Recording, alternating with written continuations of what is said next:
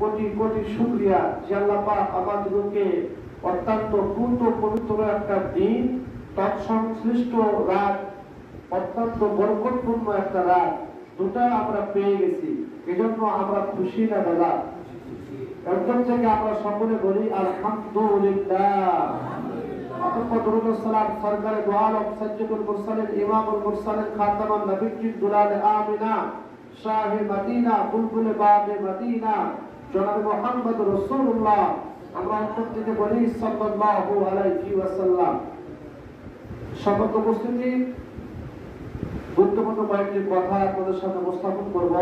লাইলাতুল নিসফি মিন শাবান, আজকে শাবান চাঁদের 14 তারিখ, অর্থাৎ 14 তারিখ দিবাগত রাতকে বলা হয়েছে নিসফু শাবান, শাবানের অর্ধেক রাত, যেটাকে আমরা অনেক নামে নামকরণ করতে পারি। যেমন কেউ বলেছেন লাইলাতুল বারাআত, কেউ বলেছেন লাইলাতুল মুবারাকাত, কেউ বলেছেন লাইলাতুল তাকদীর, কেউ বলেছেন লাইলাতুল সাক।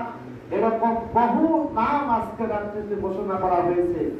যেহেতু রাসূলুল্লাহ সাল্লাল্লাহু আলাইহি ওয়াসাল্লাম বলেছেন ইন্না দুআ ইস্তাজাবু ফি খামসাতিন লায়ালিন আউয়ালুল লাইলাতিন মিন রাজাব ওয়া লাইলাতুন নিসফি মিন শাবান ওয়া লাইলাতুল ইদাইন ওয়া লাইলাতুল কদরিল মুবারাকা। জোরে বলেন আল্লাহু আকবার। সম্মানিত উপস্থিতি, এই হাদিসের আলোকে বলা যায় যে আল্লাহ রাব্বুল আলামিন বান্দাদের দোয়াকে 5 রাত্রিতে কবুল করেন। বছরে 5 রাত্রিতে স্পেশাল ভাবে আল্লাহ রাব্বুল আলামিন বান্দাদের দোয়াকে কবুল করেন। আমার কথা নয়, হাদিস থেকে শুনেন। যারা অনেকে বলে লাইলাতুল বারাআত নাই, নিসফু শাবান নাই, তাদের ক্ষেত্রে দু চারটি কথা আজকে উপস্থাপন করব। যেহেতু আমরা সাধারণ মুসল্লি, ধর্মপ্রাণ মুসলমান, আমরা আমাদের সকলের কোরআন হাদিসের অগাধ জ্ঞান নাই, ঠিক না বলেন? তো অনেকে প্রশ্ন করে বসে যে লাইলাতুল বারাত এগুলো পালন করা হলো বেদাত, এগুলো পালন করলে নেকি তো দূরের কথা বরং গুনাহ হবে, এমন কথা সমাজে আছে না নাই?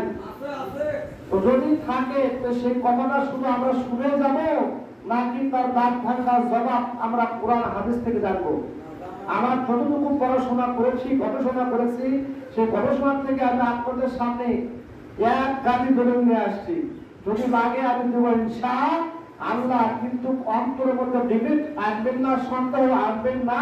পুরোদমে আজকের রাত্রিতে ইবাদত বন্দেগী করার নিয়ত করবেন। আল্লাহ পাক যেন আমাদের নিয়ত কবুল করে আজকের রাতের পূর্ণ ফজিলত দান করে দেয়। আমরা অন্তর থেকে বলি আল্লাহুম্মা আমিন। এরপর 1 নম্বর হাদিস দেখেন, হুজুর আকরাম সাল্লাল্লাহু আলাইহি ওয়াসাল্লাম বলেন ইন্না দুআ ইস্তাজাবু ফি খামসাতিন লায়ালিন, নিশ্চয় বান্দাদের দোয়া 5 রাত্রিতে নাজিল কবুল হয়। কয় রাত্রিতে? 5 রাত্রিতে। 1 নম্বরে আউয়ালু লাইলাতিন মিন রাজাব, রজব মাসের প্রথম যে রাত্রি, সেই রাত্রিতে আল্লাহ রাব্বুল আলামিন বান্দার দোয়া কবুল করে থাকেন, যেটা আমরা পার করে চলে এসেছি। ওয়া লাইলাতুন নিসফি মিন শাবান, নিসফি মিন শাবান, শাবানের অর্ধেক রাত্রি। তার মানে আজকে শাবানের কয় তারিখ? কথা বলা করো, এত ওয়াজ করতেছি, ওয়াজ বুঝেন না কেন? আজকে শাবান মাসের কয় তারিখ? 14 তারিখ। ভালো করে কথা শুনেন। হুজুর আকরাম সাল্লাল্লাহু আলাইহি ওয়াসাল্লাম এই শাবান মাসকে গণনা করতেন, বারবার গণনা করতেন, কখন চাঁদ উঠলো, কখন চাঁদ ডুবলো, আজকে কয় তারিখ, রোজার কয়দিন বাকি আছে। আল্লাহ রাসূল এই শাবান মাসকে বেশি বেশি গণনা করতেন, যাতে করে রমজান মিস্টেক না হয়। এজন্য আমাদের উচিত হবে শাবান মাসকে গণনা করা। এজন্য বলেন আজকে শাবান মাসের কয় তারিখ? 14 তারিখ। এই 14 তারিখ দিবাগত রাতকে বলা হয়েছে নিসফু শাবান, অর্থাৎ শাবান মাসের অর্ধেক রাত। তাহলে 5টা রাতের মধ্যে 2 নম্বর যে রাতে আল্লাহ পাক দোয়া কবুল করেন, সেটা হচ্ছে লাইলাতুল নিসফি মিন শাবান। ক্লিয়ার? 3 নম্বর আসেন ওয়া লাইলাতুল ইদাইন, 2 ঈদের রাত্রি, ঈদুল ফিতর এবং ঈদুল আযহার রাত্রি যেটা আছে, এই 2 রাত্রিতে আল্লাহ রাব্বুল আলামিন বান্দাদের দোয়া স্পেশাল ভাবে কবুল করেন। আর 5 নম্বর হচ্ছে ওয়া লাইলাতুল কদরিল মুবারাকা, লাইলাতুল কদর যেটা আমরা বলি, রমজান মাসের 27 তারিখ লাইলাতুল কদর যেটা উদযাপন করি, ওটা হচ্ছে 5 নম্বর রাত্রি। তার মানে এই 5টা রাত্রিতে আল্লাহ রাব্বুল আলামিন বান্দা যাহা চাবে পাহাড় দিয়ে পরিপূর্ণ করে দেবে। জনগণ সুবহানাল্লাহ। তার আবার হাদিস থেকে বলতেছে বিশ্বনবী রাহমাতুল্লিল আলামিন পাক জবানে ঘোষণা করে দেন, ও আমার উম্মতরা ভালো করে শুনে রাখেন, আল্লাহ রাব্বুল আলামিন লাইলাতুল নিসফি মিন শাবান, এই শাবান মাসের রাত্রিতে আল্লাহ রাব্বুল আলামিন আরশে আজিম ছেড়ে দিয়ে প্রথম আসমানে এসে হাজির হয়ে যায়। বলুন না সুবহানাল্লাহ। প্রথম আসমানে আসার পরে আল্লাহ রাব্বুল আলামিন ডাকতে থাকে, কে আসো বান্দা, গুনাহ মাফ করতে বলা, তোমাদের গুনাহ পাহাড় সমতুল্য হয়ে গেছে। এত গুনাহ করেছো, গুনাহর দিকে তাকালে তোমাদের জাহান্নাম ছাড়া আর কিছুই চোখে পড়ে না।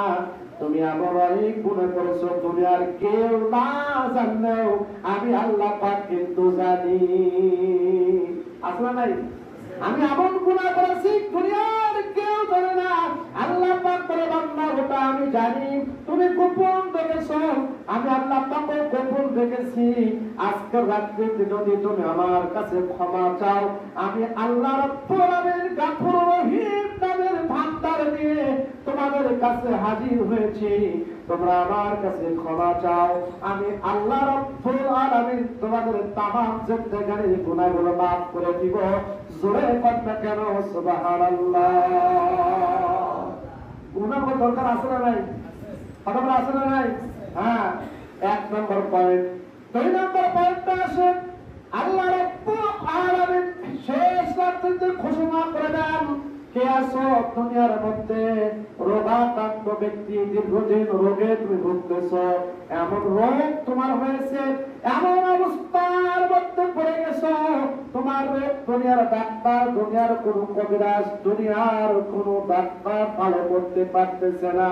ও আমার বান্দা, তুমি যদি আজকে রাত্রিতে আমার কাছে কায়েমুনি বাক্যে রোগ সম্পর্কে উপস্থাপন করে আমার কাছে চাও, আমি আল্লাহ রাব্বুল আলামিন তোমার পুরাতন যত রোগ থাকুক না কেন, যত বড় কঠিন রোগ হোক না কেন, যত বড় তুমি সমস্যার মধ্যে থাকো না কেন, আমি আল্লাহ রাব্বুল আলামিন শাফি নামের বাদতে আজকের রাতের ভোরতে তোমার জীবনের যত রোগ আছে সব রোগগুলোকে আমি আল্লাহ পাক ক্ষমা করে দিব। জোরে কন্যা কেন সুবহানাল্লাহ। আমাদের প্রত্যেকের রোগ আছে না নাই? কেউ বলে হুজুর হাঁটু ব্যথা, কেউ বলে হুজুর হাড়ে ব্যথা, কেউ বলে হুজুর ডায়াবেটিস, কেউ বলে হুজুর প্যারালাইজ, কেউ বলে নানান সমস্যা আছে না নাই? আল্লাহর শুধু কথা কি মিথ্যা? কিন্তু আমাকে চাইতে হবে তো নাকি? চাওয়া করা। যদি আপনি ঘুমিয়ে বন্যা ফেলতেছে তাহলে কি কাজ হবে? বন্যা এসেছে, বন্যার মধ্যে মাছ অবস্থুর ভাবে চলে যাইতেছে, আপনি যদি লেপের মধ্যে ঘুমিয়ে থাকেন আপনার বাড়িতে একটা মাছও পাবে না। আপনার কি করতে হবে? জাল পেতে যে কোনো উপায়ে মাছ ধরার চেষ্টা করতে হবে। যেরকম চেষ্টা করবেন মাছ ধরবেন, সেরকম মাছে আপনি খনির মধ্যে পাবেন। ঠিক আমার আজকে রাত্রে ঠিক সেরকম ভাবে গুনাহ মাপের বন্যা চলে আসছে, ঠিক তেমন ভাবে রোগ মুক্তির বন্যা চলে আসছে। আপনি যদি কায়মুনি বাক্যে আল্লাহর কাছে বলতে পারেন, আল্লাহ পাক আপনার সমস্ত চাওয়াগুলোকে কবুল করে নেবেন। জোরে বলেন সুবহানাল্লাহ। তাই আমার 3 নম্বর কথা, আল্লাহ রাব্বুল আলামিন ঘোষণা করে দেন, ও আমার বান্দা, কে আছো রিজিক নেওয়ালা, তুমি দুনিয়ার মধ্যে আমাদের মধ্যে আছো, অত্যন্ত ছোট শ্রেণীর মধ্যে আছো। আহারে তোমার সামনে তোমার একটা ভাই কেজি কেজি গোশত ক্রয় করতে পারে, বড় বড় মাছ ক্রয় করতে পারে, আর কত রকমের ফল ফলান্তি ক্রয় করে তোমার সামনে নিয়ে যায়। তোমার মন চায় একটু গোশত ক্রয় করবো, তোমার মন চায় একটু ভালো খাবো, তোমার মন চাচ্ছে একটু বাসাত করে দিব, তোমার মন চাচ্ছে আমার একটু টাকা দরকার, বেশি বেশি টাকা হলে আমি এরকম ভাবে খরচ করতাম। তুমি অভাব কষ্টর মধ্যে পড়ে গেছো, ঋণ কষ্টর মধ্যে পড়ে গেছো, তোমার অভাব দেখা দিয়েছে। আমি আল্লাহ রাব্বুল আলামিন এই লাইলাতুল নিসফি মিন শাবানের রাত্রিতে আমি রাজ্জাক নাম নিয়ে হাজির হয়েছি। দুনিয়ার কোন মানুষ আরেকটা মানুষের কাছে চাইতে গেলে প্রথম দিন হয়তো বা দিবে, দ্বিতীয় দিন চাইতে গেলে ওই মানুষটা কিন্তু রাগ করে, আর কিন্তু দিতে চায় না, ঠিক কিনা বলেন? তারপরে যে আবার যান, তারা আরো দিতে চাবে না, রাগ করে বিরক্ত হয়ে যায়।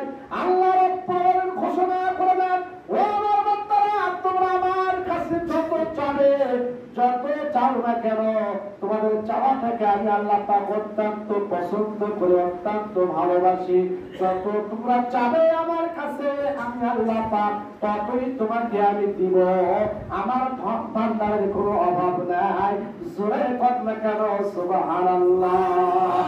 আল্লাহ পাক বলেন, উদউনি আস্তাজিব লাকুম, আমার বান্দা তোমরা আমাকে ডাকো, আমার কাছে চাও, তোমাদের চাওয়া পাওয়া আমি আল্লাহ রাব্বুল আলামিন আজকে রাত্রি তো পরিপূর্ণ করে দিব।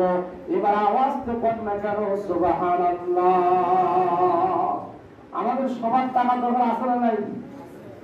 কতক্ষণ আছে না নাই? মনে করেন যার 10 লক্ষ টাকা, তার 10 কোটি টাকা, তাই করতেছে আছে।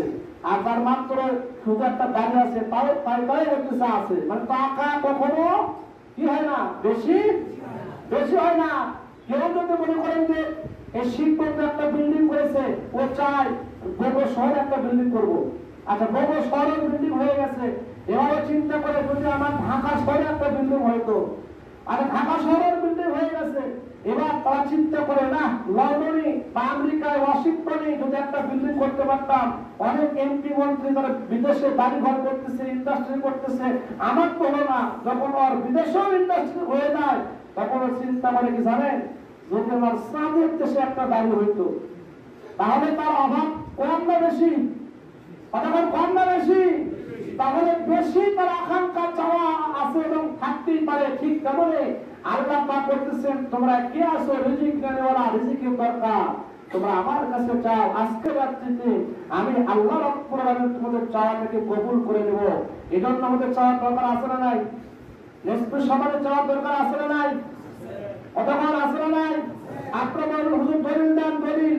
এই নিষ্পৃহ সমাজে কোরআন এবং হাদিসে আছে, এর কোনো দলিল আছে না নাই?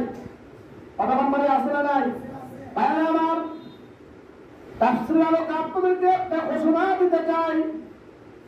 আল্লাহ রাব্বুল আলামিন আজকে রাত্রিতে আমাদের সমস্ত কিছুর চূড়ান্ত ফয়সালা করে যেমন সামনে 1 বছর কে জীবিত থাকবে, কে মারা যাবে, কে রোগাক্রান্ত হবে, আর কে অসুস্থ হবে, কে ভালো থাকবে, কে বড়লোক হবে, কে গরিব হবে, কার সন্তান হবে আর কার সন্তান হবে না, কে কোন অবস্থার মধ্যে থাকবে সামনে 1 বছর, সব কিছু কিন্তু আজকে রাত্রিতে ফয়সালা করা হয়। আল্লাহ রাব্বুল আলামিন সে কথাটাই সূরা বুখারীর মধ্যে উল্লেখ করে বলেন, ফিহা ইফরাকু বাইনা কুল্লি আমরিন হাকীম।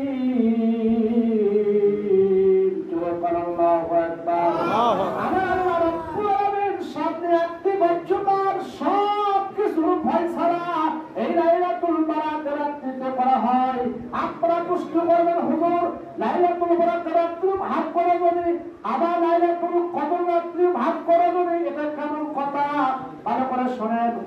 হুজুর সাল্লাল্লাহু আলাইহি সাল্লাম ঘোষণা করেন, এটা তাফসীরের মধ্যে এসেছে, লাইলাতুল নিসফের সাবারে রাত্রিতে জন্ম মৃত্যু, ধনী গরিব আর সন্তান যদি বা মারা যাবে, সব কিছু লাইলাতুল বারাকাত রাতে একটা খরচা করা হয়, খরচা একটা বাজেট করা হয়। এই বাজেট করার পরে যখন এই বাজেটটা যখন আজকে রাত্রিতে করা হয়, সামনে যখন রমজান মাস আসবে, এই রমজান মাসে এই বাজেটটা প্রত্যেকটা সেক্টরে দিয়ে দেওয়া হয় এবং সেই দিনে বাজেটটা পাস করে নেওয়া হয়। জোরে কন্যা কেন সুবহানাল্লাহ। লাইলাতুল বারাত সম্পর্কে আজকে নিসফু শাবান রাত্রি সম্পর্কে 1 নয় 2 নয়, প্রায় 65 তাফসীর গ্রন্থের মধ্যে লাইলাতুল বারাকাত সম্পর্কে উল্লেখ করা আছে এবং এই রাতের সম্পর্কে বলা হয়েছে। যেমন তাফসীরে ইবনে আবি হাতিম 12 নম্বর খণ্ড 214 পৃষ্ঠার মধ্যে লাইলাতুল বারাত সম্পর্কে উল্লেখ করা আছে। তাফসীরে রুহুল মায়ানি 25 খণ্ড 110 নম্বর পৃষ্ঠা, ফাতহুল কাদির 4 খণ্ড 570 পৃষ্ঠা, তাফসীরে কাশফের 4 নম্বর খণ্ড 272 পৃষ্ঠা, তাফসীরে খাজেল, তাফসীরে রাজি, তাফসীরে কুরতুবী, তাফসীরে রুহুল বায়ানী, সিরাজুল মুনীর, তাফসীরে মাদারি প্রতিষ্ঠিত যে সকল প্রসিদ্ধ তাফসীরে কিতাবগুলো আছে, খণ্ড নাম্বার সহ পৃষ্ঠা নাম্বার উল্লেখ করা আছে। এই সকল পৃষ্ঠাতে এই সকল তাফসীর কিতাবের মধ্যে লাইলাতুন নিসফি মিন শাবান সম্পর্কে স্পষ্ট উল্লেখ করা আছে। সুতরাং আজকের